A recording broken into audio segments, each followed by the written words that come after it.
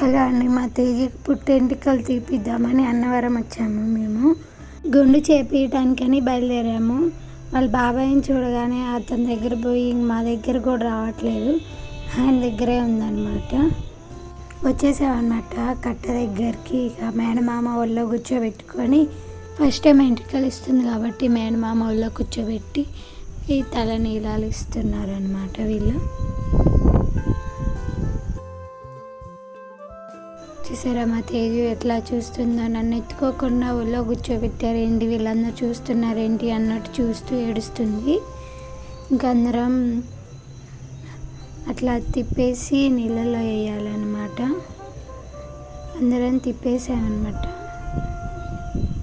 మా తమ్ముడిని చాలా రోజులు అయింది కదా చూసి, అలవాటు లేకపోయేసరికి బాగా ఏడ్చిందనమాట.